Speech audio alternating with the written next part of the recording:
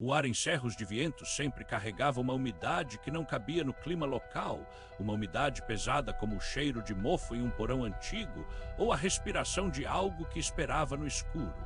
Os moradores do vilarejo, encurvados sobre o trabalho diário no campo ou na forja, diziam que era o vento das montanhas que trazia consigo a memória dos mortos, mas eu nunca acreditaria nisso.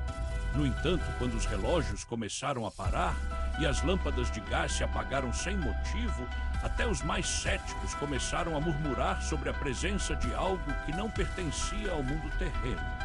Eu, que viera da cidade grande para ajudar meu irmão a cuidar da fazenda, percebi desde o primeiro dia que algo estava errado.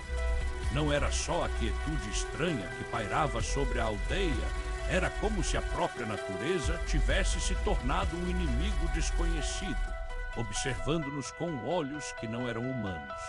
A fazenda de meu irmão, La Cabanha de Los Espejos, era uma construção antiga, de madeira desgastada e telhados inclinados que pareciam desafiar a lógica.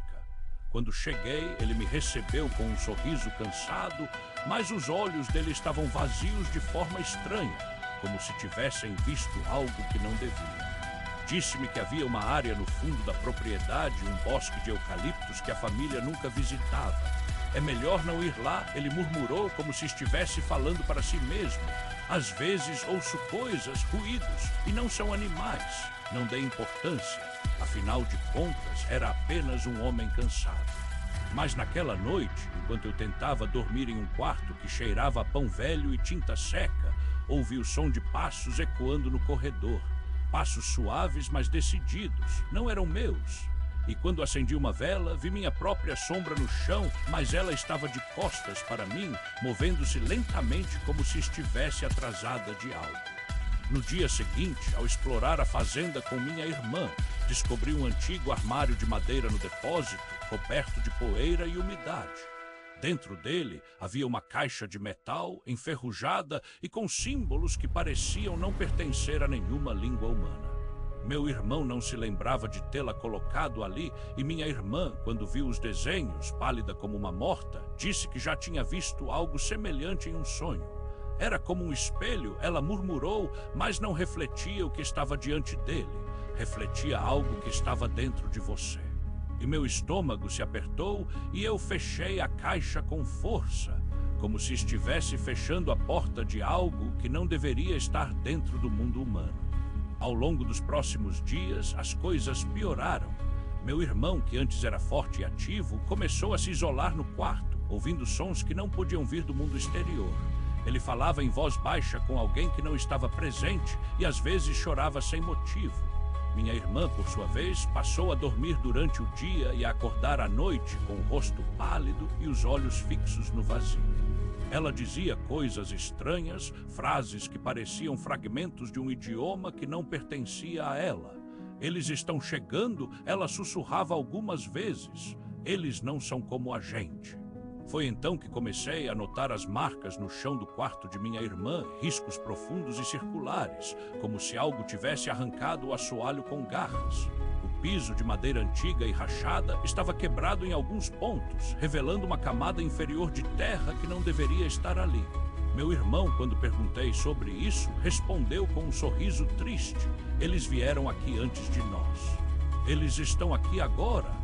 A palavra eles ecoou em minha mente como um sino de advertência. Naquela noite, algo me acordou, um som como de um sino distante, mas mais baixo, um som que parecia vir do interior da terra. Corri até o quarto de minha irmã, onde ela dormia sem respirar, o rosto pálido como mármore. No chão, as marcas estavam mais profundas, como se algo tivesse se movido durante minha ausência. E no meio delas havia uma abertura. Um buraco negro e profundo que não deveria estar ali. Meu coração acelerou, mas eu não consegui me mover. Algo estava me observando, algo que não era humano. No dia seguinte, decidi investigar o bosque de eucaliptos. Meu irmão tentou me impedir, dizendo que era perigoso, mas eu já não estava mais no controle. O bosque era uma floresta de árvores altas e escuras, cujas folhas pareciam nunca tocar o chão.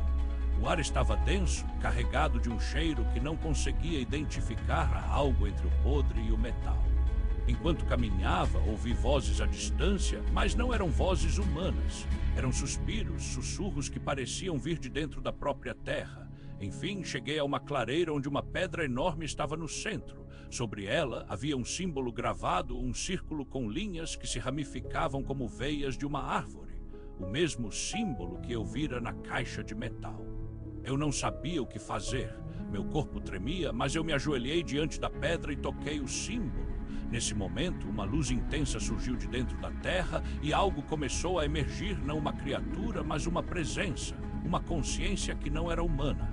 Meu cérebro tentou compreender, mas era impossível. Era como se a própria lógica do mundo tivesse sido quebrada. E então uma voz ecoou em minha mente, uma voz que não tinha forma, mas que carregava a promessa de um futuro que não poderia ser compreendido. Eles estavam aqui. Eles estavam em todos os lugares. Eles estavam dentro de mim. Ao voltar para a fazenda, encontrei meu irmão e minha irmã deitados no chão, imóveis como estátuas. Eles não respiravam. Seus rostos estavam serenos, como se tivessem encontrado a paz finalmente. Mas eu, ainda de pé, senti algo dentro de mim, algo que não era humano. Eu tinha se tornado parte deles. Eles estavam dentro de mim agora, e eu não conseguia mais escapar.